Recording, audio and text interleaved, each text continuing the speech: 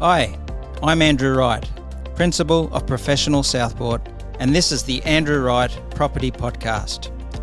I've built a multi-million-dollar property portfolio, delivering a seven-figure annual rental income, and led my real estate team through thousands of sale and lease transactions. In each episode, I share real deals and strategies that will help you find, fund, and operate profitable property deals.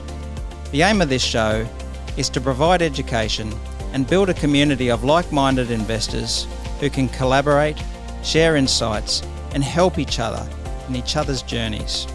You can make excuses or you can make money, but you can't do both. So come and join us. Hello and welcome back to another episode of the Andrew Wright Property Podcast. Today's episode is one every investor needs to hear. Success isn't just about the deals you do, it's actually about the deals that you don't do as well. We're talking about when to walk away. Andrew, you've seen a huge volume of deals, and I'm really keen to get into this because it's not something a lot of people do talk about. But look, I want to start by asking, the world's in huge turmoil at the moment with all sorts of things going on with fuel, the war and everything else. How is that affecting the property market? It's really, really interesting, isn't it? I mean, I remember going back talking about oil. If you have a look at social media now, the world's going to end, isn't it? I mean, surely. But it's really, really interesting because following financial markets as well as property for the last, 35 years, I remember it might have been 2011 to 14 or something. Oil was over $100 a barrel back then, and the inflation was going to kill the world economy. The world's going to go into recession, and oil's never going to go below 100 again. And you know, it was about I remember the date, 20th of April 2020. Oil prices from over $100 a barrel didn't just go down. They didn't go down to zero. It went to negative. A barrel of oil, this sounds like a physical impossibility, went to minus $37 a barrel, which meant if you wanted to go and order a whole heap of oil, the oil refineries would pay you money to take away the oil because they had it so much coming out of the ground they had nowhere to store it. Wow. Does that sound impossible? That does. Go and Google it. Don't trust what I'm saying. Go and verify. I'm going to have to. From oil over $100 a barrel in 2011 to 14, it went to minus on 20th of April 2020. I mean, at the date of recording, that's almost 6 years to the day. Yeah. I find that unbelievable. And look, I'm no expert when it comes to oil refining and so forth, but had they just mismanaged how much they were bringing up? They were at the producing time? so much because they were making so much money at earlier prices. When the shit hit the fan, they just had nowhere to store it. And I remember sending text messages on my phone to some very wealthy people that I knew. Hey, listen, not financial advice. Why don't you consider taking some long 12-month call options or futures contracts on the oil price? It's free right now. You're going to make a fortune. And some people took up that advice and made life-changing capital gains when the oil price recovered. I didn't have any money at the time. I couldn't do it. And you did pay a premium for those options because most pundits knew that the oil price would recover. But it was negative. Wow. It was free. So your point here is we will get through this. Yeah, look, if you listen to social media now, the world's going to end. Oil's going to go to $200 a barrel and all the rest of it. But when people can make money, they will. And already around the world now, America's just increased their production of oil quite substantially. And look, I wouldn't be surprised when the war finishes that oil drops down to $75 a barrel, for example. Probably will never go negative again, but it'll probably go down to $75. The world will turn around and everything will resume. I mean, a recession will probably happen, but guess what? 3 or 4 years down the track, interest rates will be coming down again most likely. And I stand by my conviction from what I said in the podcast here in January 2026 when I highlighted the 18.6-year property cycle, where it forecast in 2026 that property prices will go down for 3 or 4 years. And I said in that podcast that I don't necessarily agree with that, but I do think, and I have high conviction, that residential property in Australia for the next 3 or 4 years will probably go sideways. Okay. So now that was your prediction then, and it I still is now. I believe it even. So the current turmoil, has that had any impact on your prediction of? It's just reaffirmed it. I mean, at the end of the day, you do hear I've heard some high-profile property people say, "Oh, I'm going to sell all my property now because I can buy it back for 50% cheaper in a few years." I certainly don't agree with that, particularly with the massive capital gains tax consequences and paying 5% stamp duty again when you have to go and buy it. Like, I just don't think with the undersupply problem in this country and the high construction costs that we will see a massive correction. But as I said, I am still quite negative on the next few years. I do think prices will go sideways for 3 or 4 years. But what I do want to say about all of this is that this world turmoil creates a massive opportunity for people who do want to buy well. The majority of people will put the queue in the rack now and won't buy anything because they're scared. And it is true that interest rates have gone up a couple of times, which means the average person who could borrow 600 grand for a home loan 3 or 4 months ago can probably only borrow 550 now. And I can tell you now, as a residential real estate agent, the last few months when I'm going to open homes, we are still getting a lot of people through. But the offers that are coming in, they're not more than the asking price with multiple offers like they were. Most of them are coming in under the asking price because people can borrow 5 or 10% less than they could. What we have right now, and in particular I want to point out a massive, massive opportunity, and put this on a short reel, Adam, is the Labor government on the 5th of May this year is almost certainly going to announce an increase to the capital gains tax rate in this country. So buyers, listeners to this podcast, look, get your arse in the gear. You've got 2 weeks. Go out and start making offers to buy property on not houses that someone is selling as a principal place of residence that are capital gains tax exempt, but investment properties. I've made 2 offers this week to buy investment properties, and my sales pitch to them is, listen, in 2 weeks' time, you're going to be paying more capital gains tax. You need a contract signed now. And I've given them 2 offers. Okay, well, if you want your price, I want a long 8 to 10 month settlement.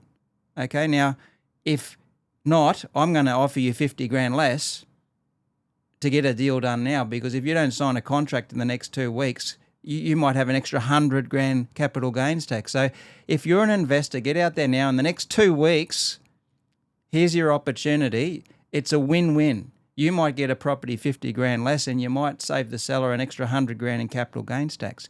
Now, we don't know what they're going to announce. And if they don't say that the capital gains tax will increase from the 5th of May, the budget night, they might say, look, it's going to take effect from the 1st of July, which will give you another 6-week window for buyers to go out and make opportunities. I love that. I love that. What are you expecting them to come out and do with the capital gains tax? I'm no rocket scientist, but the average commentator on this is suggesting that instead of a 50% capital gains tax discount, they're going to reduce it to 33%. So you'll pay tax, instead of getting a 50% discount, you'll only get a 33% discount. But who knows what they'll come up with, but it's almost a certainty, that they are going to increase the rate of capital gains tax. Now, as a buyer, this podcast is to help people make money. You know what? It doesn't even matter if they change it or not. The point is, right now for the next 2 weeks as a buyer, you've got that tool, the scare tactic, if you like, which is probably not just a scare tactic, it's reality.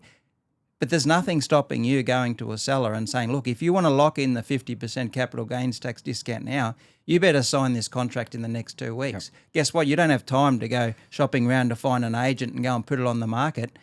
If you've got a property you've had your eyes on, and you think, I'd love to buy that property, now's the time. And use this lever. lever. Yeah, absolutely. Now, you're a residential real estate agent, so you're dealing with this day in, day out. So let's just talk about this, exactly what you're on about here with this opportunity to do that. Now, you're going to an open home this Saturday. You only get to speak to their agent. do you have this conversation directly with their agent and say, put this to the seller? How would you go about it? Yes, you do. You have to The tell buyer, should I say. most people aren't even talking about this. They're saying the capital gains tax will increase, but no one's offering advice out there on what strategy to use to make it to your favour. Everyone's saying, oh, the world's going to end and there's going to be more tax. Well, here's an opportunity with mathematical certainty where you can benefit from doing a deal. I'll turn that question around and reverse it. This Saturday, I am doing 10 open homes at a building because an owner appointed me to sell the whole building. They built 10 units and I gave them this advice a month ago saying, look, don't trust me. How about you go and set up a meeting with your accountant, do the numbers on how much extra capital gains tax you might pay, because I knew they were thinking of selling in the next few years.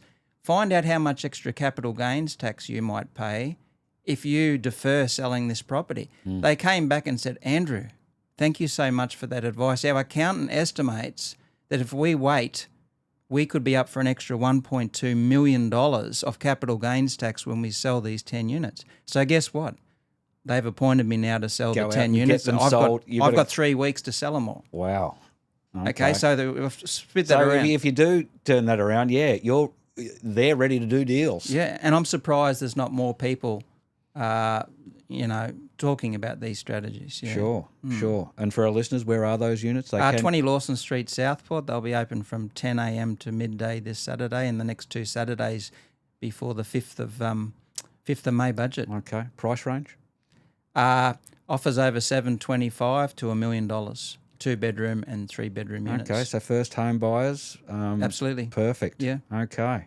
So a good reason to be listening to this podcast as it actually drops. But look, I want to look at this more from a helicopter view now because this turmoil and stuff that goes on and everyone gets scared. You've talked about this little opportunity, but there are people who always gain through these times, and it all comes back to mindset, doesn't it? Absolutely. So look, if you listen to the doom and gloom on social media, it is the world is going to end, stay away from property.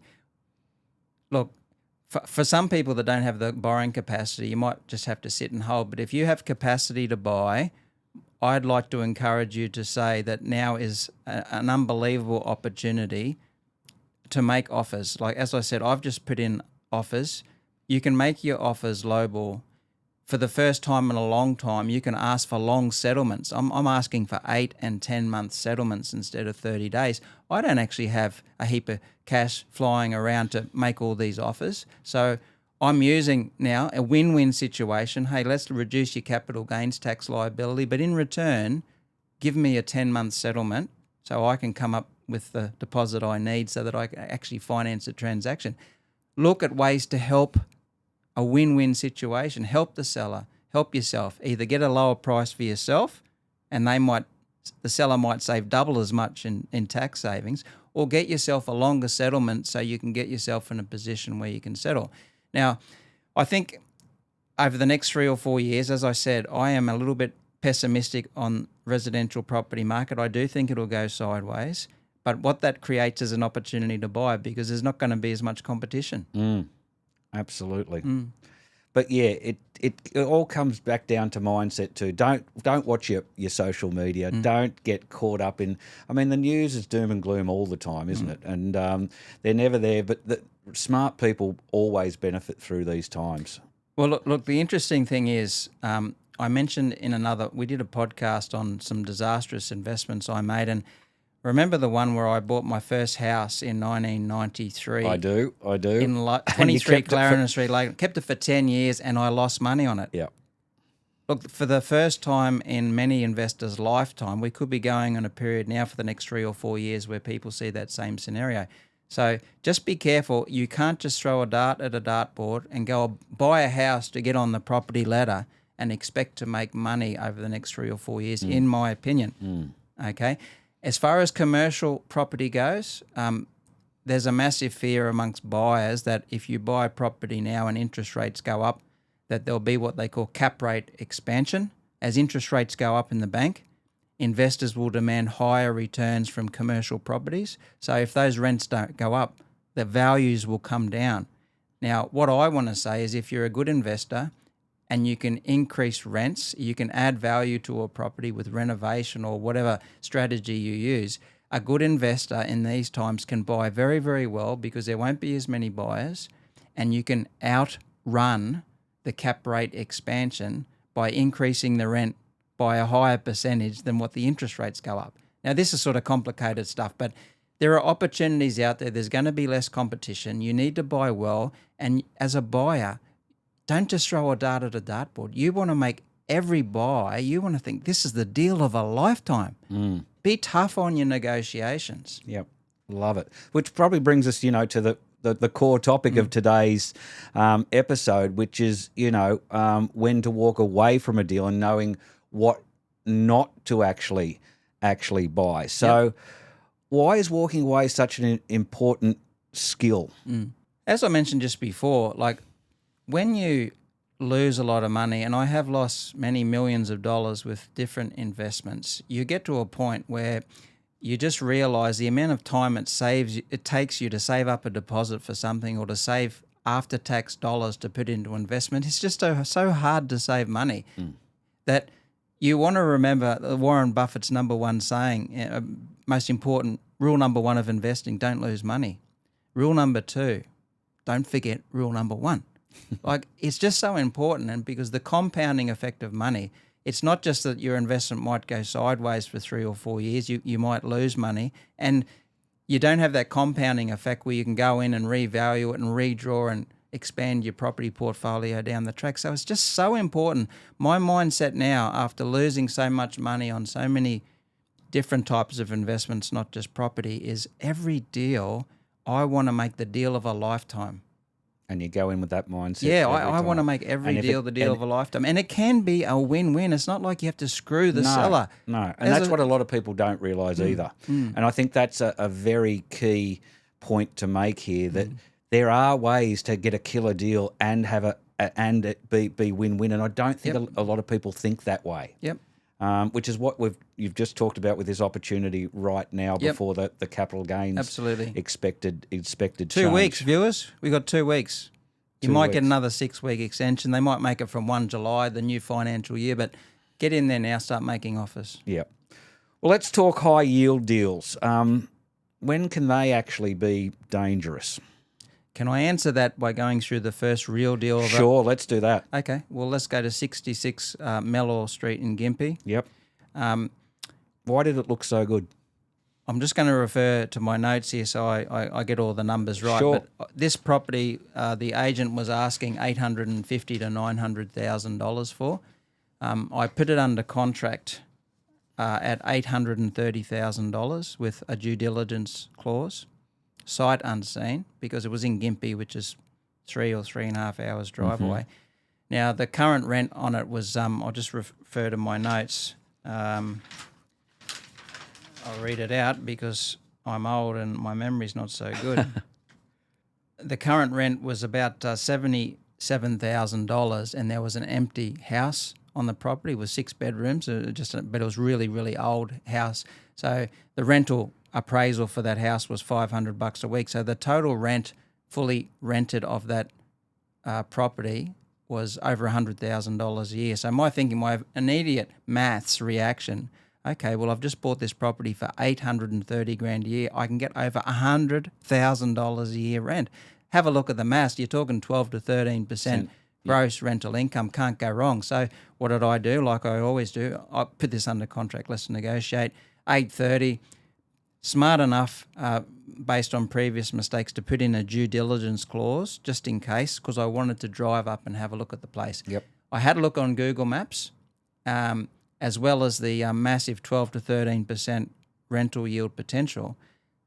There was this block of land was about an acre of commercial land, so massive block of dirt in the middle of Gympie, right in the town. And I thought, when I had a look at the Google Maps, all the shops were built right up against the footpath, right at the front. Yep. And in the back, there's all this land. I'm thinking, wow, it's zoned commercial. Should be able to add some dwellings there or do something with it, make it parking or something like that. This is a massive opportunity. So guess what happened? I signed it all up with the due diligence clause. I drive 3 hours up to Gympie to actually check it out. And when I get there, I drive through the front driveway and it was a massive slope. Like there's no way on earth you could have a car park or build something on it. It just went like dropped straight down And right you, at the you back couldn't of the. see that from Well, the... Google Maps is an aerial photo, Yep. and you have a look, and it looks like this big chunk of land. But what you don't see when you're doing your Google search is the topography and how steep it is. And straight away, I felt my heart go down. Oh shit! I thought I could add value to the backyard here, and I can't. There's just nothing you could do, and just absolutely impossible. Then I paid $1,200 for a building inspector to go there and have a look at the property. It was 4 separate retail shops with a house on top of it. Yep. And he spent the whole day there, so it cost me $1,200. Yep. And the results were that there was heavy termite damage. There was live termites throughout. I physically went up on the roof and had a look at it. It was all red and rusty. And when I inspected the 4 retail shops, I could see signs of water damage inside where water was coming through the roof. And this thing was over 1,000 square meters of building. This is a big building, but it was very, very old. And I knew it would cost over $200,000 to replace the roof, 6 figures probably to fix whatever termite damage was there. There was structural damage in the footings of the property. The house couldn't even be rented as it was. There was a whole heap of work that needed to be done to the house.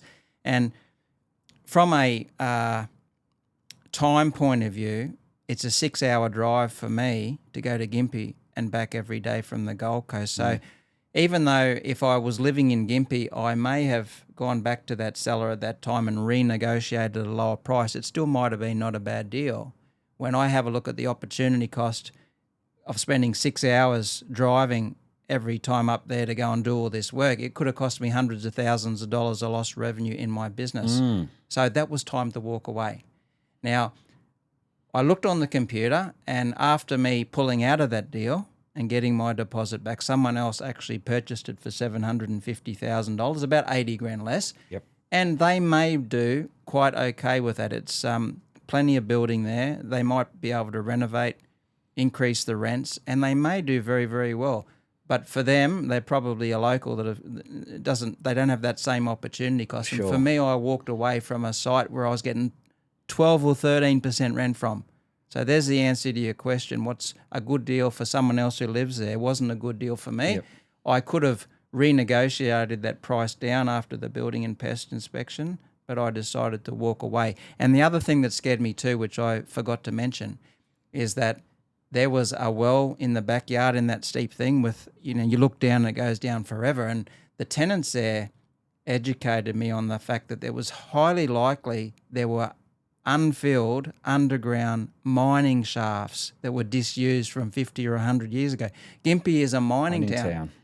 And for me to cross that one off the list as well, I would have had to. I actually went to lined up at the Gympie City Council, and they said, "Oh, it'll be a couple of hours before you can see someone." I was actually going to go in there and buy the maps off them to see if the old underground mines might have been under that site. I said, "This is all too hard. There's too many risk factors here."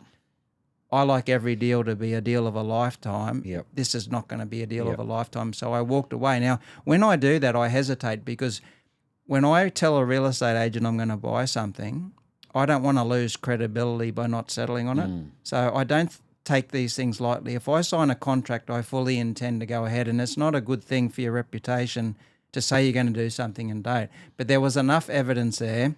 Well, that could have been a disaster for you. It could have been an absolute disaster. The $1,200 has saved you from a disaster. $1,200 and one day of my life could have saved me hundreds of thousands of dollars, many, many hours. So and is much cheaper than paying for a university degree or something, like that's an education. Absolutely, and that's a big takeaway for anyone listening here. But one other question I want to ask you on within that scenario. Can you explain to our listeners exactly what a due diligence clause is and what allows them to, what sort of scenario and what in this particular one, what allowed you to walk away using that clause? Okay, so again, in very, very rough terms, if I don't have a solicitor draft a contract, usually I'll just throw in a clause myself in the special conditions and say this contract is subject to and conditional upon the purchaser conducting due diligence on the property for a period of 14 days or 30 days, during which time the buyer, in its absolute discretion, may terminate this contract for any reason whatsoever, and secondly, shall be entitled to a full refund without deduction of the deposit paid. It's just a blanket clause that says, if I find anything I don't like, I'm pulling out. Now, it's unusual for those sort of clauses to be inserted into a residential contract of sale, but is extremely common for either development sites or commercial property. Sure. Okay, that's a really good one for people to know and use, on deals like this, and allowed without it. You'd be, well, no, building and pest probably would have got you Building through. and pest would have got through on that one anyway. On that one. Yep. So let's talk another one. So I think you've had a Townsville deal. Yes. So this is, I think this is the second contract that I've ever signed that I pulled out of. As I said, when agents know I'm signing a contract, they trust that I'm going to settle, and that's one of the reasons you build trust with real estate agents. But this is the second contract I've ever signed that I pulled out of. This one was 6.5 acres of land right on the Bruce Highway up in just north. Woolgooroo, I think, is the name of this. I can't even pronounce it, but it's just on the north side there of Townsville. So 200 metres of frontage to the highway, and the selling agent said, oh, look, the owner of this property has already had discussions with the council, who are very, very open to the idea of getting an approval here for a service station. Now, as a investor, I'm of the belief that in this country, people pay way too much for childcare centres. They pay way too much for high-profile retail commercial properties with a KFC or a McDonald's in there, and they pay way too much for service stations. The market in this country in major areas is that people will buy stuff on a 4% cap rate, which means they'll get a 4% net return. Now, if you flip that around as a developer, I'm thinking, well, these people that pay such high money, why don't I take advantage of that? I'll build them one. And that's what I saw in this site. There was an opportunity there. Well, if I think people pay too much for service stations, well, I don't want to buy one, but I'll build one and sell it because people pay too much for them. Right. That was my thinking. Now, unfortunately, I put that one under contract. I thought I did an unbelievable deal on the contract. I paid them a good price. It was $950,000. Mm-hmm. Now, the terms were very, very favourable. I had a 7-month settlement, 6 months of due diligence, which was going to allow me to get the town planners to lodge applications and all the rest of it. Do all the bit to say I can definitely put a servo here. Yeah, a small $7,500 deposit, which for 7 months of potential upside is almost nothing to hold it. It's like basically having a 7-month option for only $7,500. And if the market went up or the price went up a lot, I'd benefit with just $7,500 down. But unfortunately, the end result of the due diligence, which prompted me to pull out of the contract, was that it wasn't a flood-affected area. I did see that with the RP data map overlays. You click the flood overlay, I could see about half of the site, 6.5 acres, was flood affected. But the town planner that I spoke to said that you would have to spend at least $250,000 before you get started just with civil works to actually provide a risk management around the flooding before you can even put an application to council for a service station or a truck parking depot. So straight away I'd be up for $250,000. And the factor that really killed it off was that when we started going down the track that it was a state-controlled highway and I'd need to fight with the government to allow access off that highway to that site, I started putting all these things together. And then when I'd have to go to the local council after going through all that expense, and they could still say no because it was a rural zone property that I was going to need to change from rural to industrial. So I could go down and spend all that money, and the council, some guy at council might be grumpy and having a bad day, might just say, no, Andrew, we're not going to let you change it from rural to industrial. The risk factor was just too high, so I pulled the pin. Again, due diligence got you the information you needed to say, just not worth the risk. Yep. So, did you lose your 7.5K? No, because it had a due diligence clause in there, and should the buyer pull out under the due diligence clause, they'll be entitled to a full refund of their deposit without deduction. So I got the deposit back.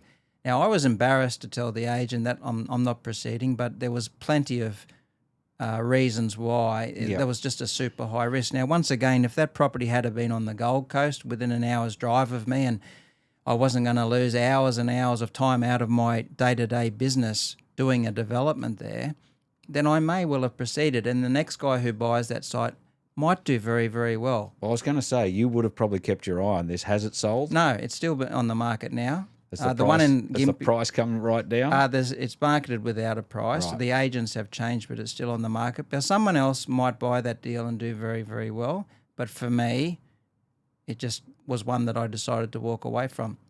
Do you find it hard emotionally? I think I want to talk about emotions when it comes, because people get very emotionally connected to a deal that they're going to do that looks, and you said, with Gympie, your heart dropped. Yeah.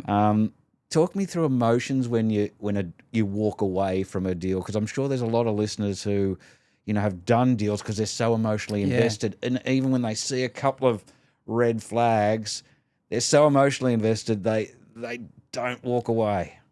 It is quite common, and it's more so with first home buyers that are buying somewhere to live in. The emotions there are tenfold from an investor. But at the end of the day, as an investor, the deal of a lifetime comes around probably once a month. And if this deal, everything happens for a reason. So if this deal doesn't work out, there will be a better one next time. Yes, there are some emotions involved, but you just can't let it impact decision making. Yep, and very good advice. Very good advice. And realise there is always another one around the corner. It's absolute certainty. Absolutely. Helidon. Yes, now this is one, I didn't go to contract on this one. This is just a few months ago. It was a property there 100 metres away from another site that I own that I'm getting development approval for 15 units for. Yep, which we've done another podcast on. Yep. Have a listen to that. That is a cracking episode. So this one here was going to auction. It was a site, I'm embarrassed to say I can't remember the size, but it was a big, big block of low-density residential land. And on the realestate.com, there were plans up there, concept plans to break that block of land into 35 residential blocks. So I thought, well, gee whiz, this could be a good opportunity, because I went online, and I'd previously gone online to check around sales in that area because I was buying across the road. And that guy only paid like $620,000 for this massive site. And I thought, wow, how cheap is that? And I thought, well, maybe he's under some financial planner. Financial difficulty. He's only bought it a year ago. Yep. Maybe he's in financial difficulty. If I can buy that and give him his money back and help him out, there could be a good opportunity here. Break it into 35 residential lots and sell it. Now, what I did was... So again, you're getting excited. Yeah, I might go and buy this thing. Yep, I'm happy to help this guy out. I'll give him his money back, and then maybe I can do a long-term subdivision with 35 lots, and it's only 100 metres away from another site I'll be developing. I'm going to be there anyway. It makes sense. So I ring up a town planner, get some advice, and Andrew, those 35 lots there that they have concept plans of, which were 400 to 500 square metre blocks of land, they won't be approved. Here's the town plan. The minimum lot size for a low-density residential dwelling is 600 square metres. So the owner has put together these concept plans with 400 to 500 square metre lots when the council plan says you must have a minimum of 600 square metres. So this is where it's so important for investors who look at realestate.com or Real Commercial to separate marketing spiel to reality. Yep. So some novice person might come along thinking, I can do 35. There was no development approval, obviously. No. But there's a plan there for a subdivision of 35, which someone spent an hour on a computer doing some concept plans for, it'll almost certainly never be approved, and you can only get 600 metre blocks. So I rang up a company that specialises in the provision of electricity, because you have to, if you're building 35 houses or 20 houses, whatever you can do, you need to provide electricity, water and sewer and all the rest of it. And the electricity provider said, Andrew, unfortunately, there is a strain on the resources in that area for electricity, and the absolute minimum it would cost for you to put in what they call a electricity transformer is 500 grand just before you get started. And I thought, oh my God. Wow. So now, if you had gone and bought that site at auction, now remember, an auction contract, there is no 5-day cooling off period.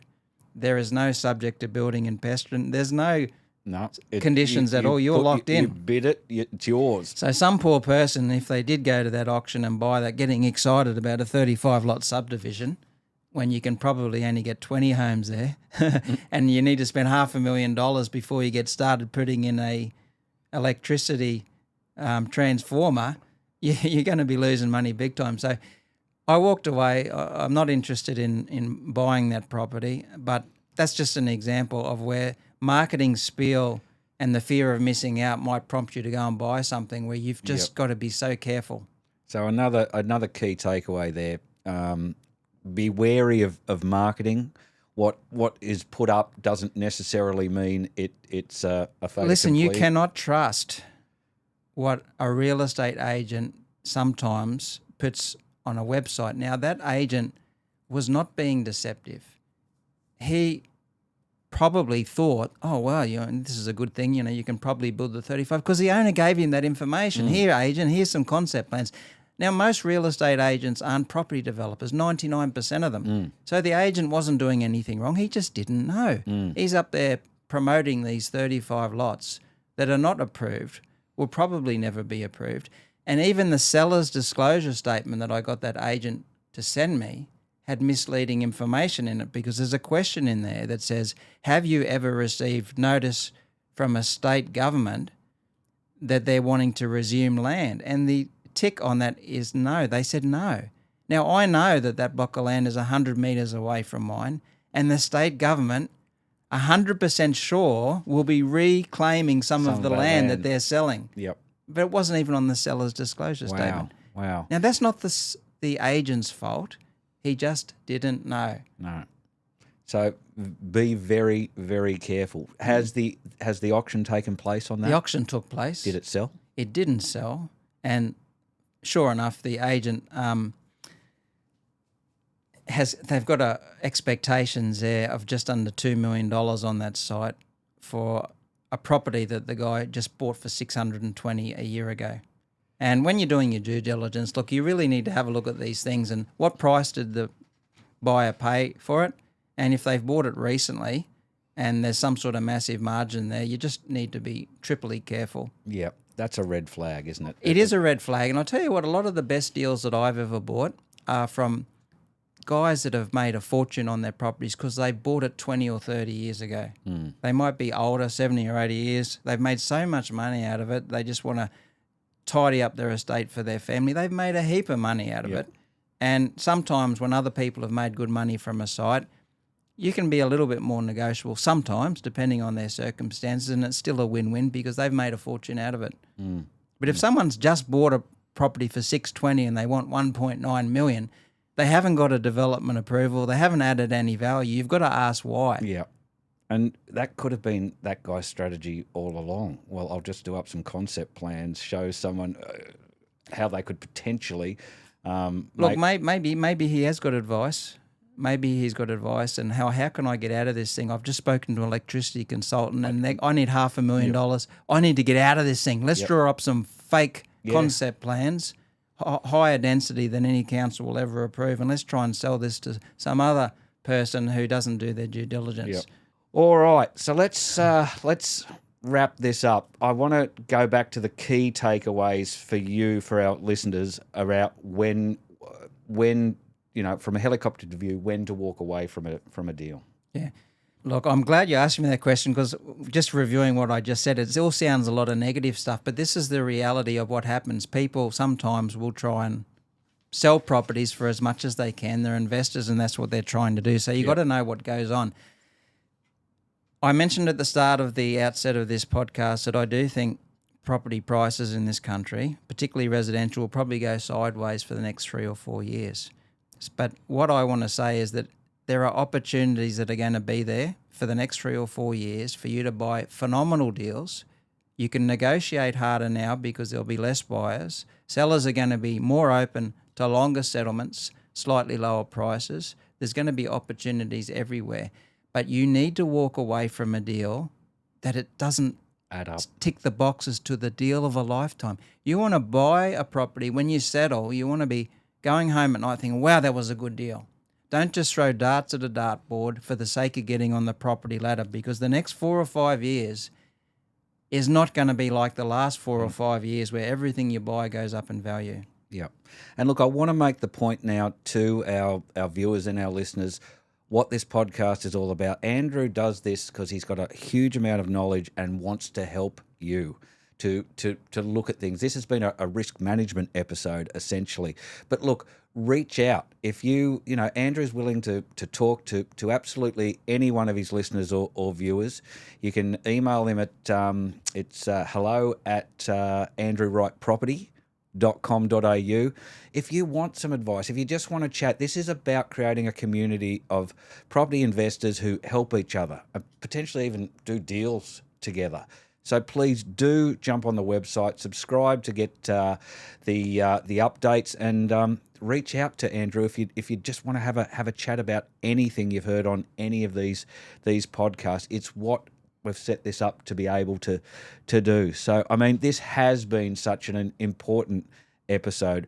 Realise that walking away is just as important as going ahead. Absolutely. And the second thing that people need to remember is what we talked about before. You got 2 weeks.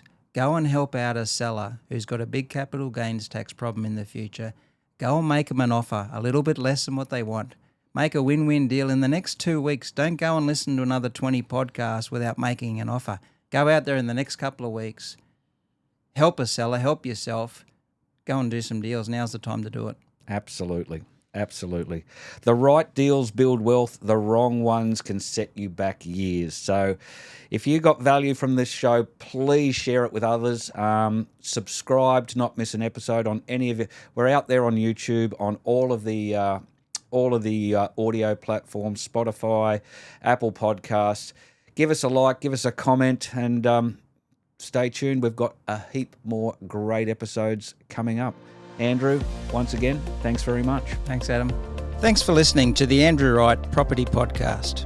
This is all about building a community of like-minded investors who can share real-life stories, experiences, and collaborate with a view to helping each other. Join us. Get in touch through the link in the show notes. I look forward to you joining me on the next episode.